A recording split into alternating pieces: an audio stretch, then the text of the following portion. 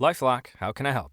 The IRS said I filed my return, But I haven't. 1 in 4 tax-paying Americans has paid the price of identity fraud. What do I do? My refund, though. I'm freaking out. Don't worry, I can fix this. LifeLock fixes identity theft guaranteed and gets your money back with up to $3 million in coverage. I'm so relieved. No problem. I'll be with you every step of the way. 1 in 4 was a fraud-paying American. Not anymore. Save up to 40% your first year. Visit LifeLock.com/podcast. Terms apply. Listen, all you New Yorkers. Excuse me, taxi. Okay, man, we're looking around. This is the 77 WABC minicast. One of my 5 valued Republicans. She's terrific, Joann Ariola. Joann, good morning. How are you? Good morning, Sid. I'm great. And yourself? I'm doing very well. I want to ask you about Julie Menin first, then we'll get to this jihad boy mayor. And I don't know this for a fact, but you know I'm pretty sharp on this stuff, Joann.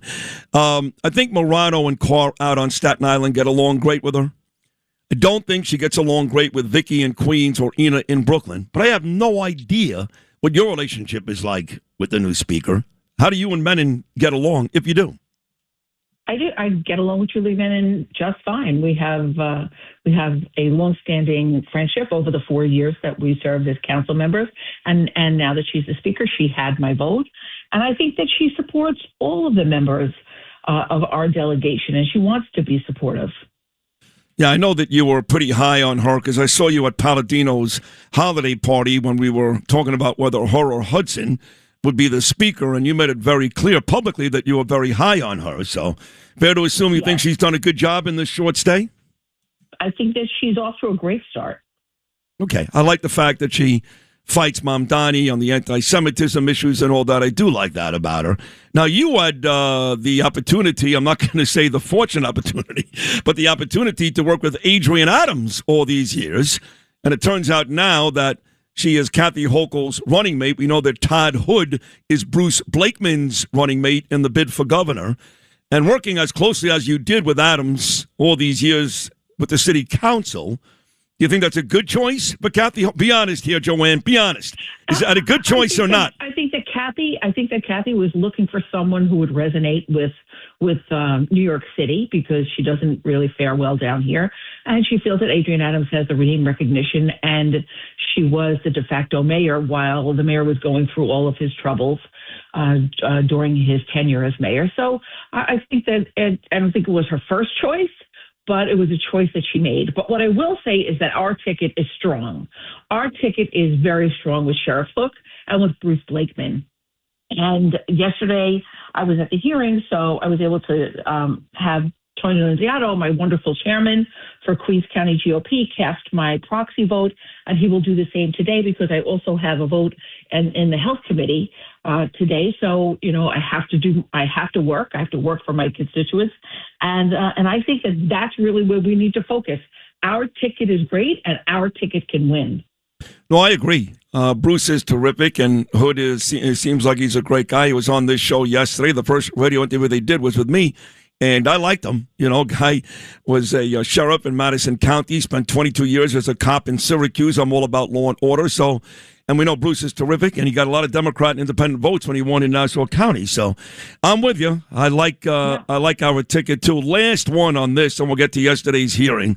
How difficult is it? It's 5 against 46. I've got you, I've got Morano, I've got Carr, I've got Ina, and I've got Vicky. And not just 46, but 24 of those 46 are legitimately lunatics. You won't say it, I will. Progressive lunatics. How difficult is your job every day? It is challenging. It is very challenging. However, there are issues that we do align with, like this issue that we're going to discuss about street homeless dying because of the sub-zero cold weather and Mamdani's inability to take action. Well, tell me about that, because, you know, obviously people who like Mamdani, who are pro-Mamdani, they're going to fall short of putting any blame on him. Now, on the other hand, I admit this, I can't stand the guy. So at any opportunity, if something goes wrong, I can't wait to blame him. The truth is probably somewhere closer to the middle, but 18 dead, maybe as many as 25, who gets the blame? No, the blame is on the administration. This administration has taken no action to keep people alive. They want to do a light touch. Mayor Mamdani talks about a light touch. He tells street homeless to watch television to see where they can go to a warming center. Where is there a television on the street? They live in this dystopian world, and that's really it's killing people. People are out in the cold. People are dressed in rags and newspapers and plastic, and Mayor Mamdani is saying to NYPD, FDNY, Department of Homeless Services, H&H, take a light touch. If they seem like they're cohesive, don't worry about it. You can leave them on the street. No, they should never be left on the street. If they're out in the cold in sub-zero temperatures, and they are, and it doesn't matter, and I know you played the clip where I said they need to be treated. They do need to be treated, but they need to get off the street. We need to be able to have compassion. And this is not compassion. Michael Goodwin put a great piece in the New York Post, and he said, this is not compassion. This is communism, comrades. Because anybody who can look at a person on the street freezing to death and leave them there at the request and policy of the current mayor, that is, I wonder if the mayor shouldn't be evaluated. Well, he wasn't there yesterday, as far as I know, because he's a coward. So he had his people there speaking on his behalf. But I'm curious, Joann Ariola, my great counsel lady, what was their excuse? I mean, again, you're leaving people out in frigid temperatures, dangerous cold temperatures. People are dying, and you're allowing people who, like you said, have mental issues to make these decisions. What was their excuse for allowing people to die? Because they have a right, Sid, a right to remain on the street. But you know what? This is what I say. The state may have laws and there may be rights, but we are in sub-zero temperatures. There were many mayors before this mayor, and whether Republican or Democrat, who put out buses, put the street homeless in buses, took them into the hospitals, took them into warming centers, put them into shelter. And they said, well, there's a lot of red tape. You are able to house how many illegal migrants, open up hotels, open up our national parks, and make sure that these people were cared for. But yet you're going to leave a person to die on the street, 18 dead, 15 confirmed from hypothermia, 3 more that have hypothermia that may have had a comorbidity of addiction. And then I asked the ME, how many other people are on your tables in your building? And he said there are others, but he was unsure whether they were from residences or they were unhoused. So we're not even getting the right amount of numbers of people who are dying and dead. Right. I think it's more like 25. Somebody just texted me, I guess the mayor cares more about Palestinian lives than Americans. That's, as Mike Breen would say, bang, from way downtown, Lewis. There's no question he cares more about Palestinian lives than American lives. What he cares about is his DSA base, and that's it. Every time I put up a post on social media regarding the homeless and regarding their lives and regarding saving them, do you know how much of a lambasting I take from the DSA? Telling me that I want people kidnapped. I want them to be put into institutions. No, I don't. I want this to be the same humanitarian effort that they gave the illegal migrants. I want our New York homeless to be treated in the same humanitarian way.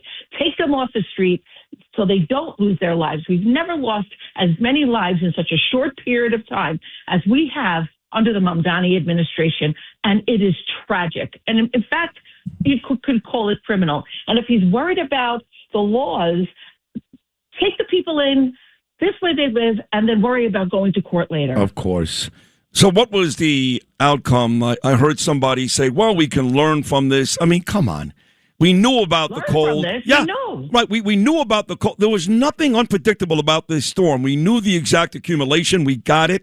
We knew we'd have freezing cold temperatures for 2 weeks. We got it. I mean, there was nothing unpredictable. For the first time, the meteorologists got everything right for a couple of weeks. So why are they going to learn something now? And why did it take 25 people to die to learn something? Yes, you're absolutely right. And probably one of the most egregious things about yesterday's hearing was that 2 commissioners that were there, Commissioner Iskell from NYSEM and Commissioner Park from DSS, they're leaving. As of today, they're not there. They're quitting, So right? They could only speak to what was Yeah. and what is. Well, but they cannot speak to the future. Are they walking out because of the ineptitude, or is there a time up? No, it's not a time up. They've chosen to resign, and they can do that. But what I'm saying is that the mayor snubbed the council because we were asking questions, and again, 100% in alignment. People of many different ideologies sitting at that dais. We were asking questions about how they handled it. What the current numbers are, and when I brought up the fact that there's between 45 and 4,600 street homeless, and you've only brought in 33 involuntarily and 1,400 voluntarily. I mean, that's just ridiculous. But what are you going to do moving forward? And their answer was, well, we're not going to be here.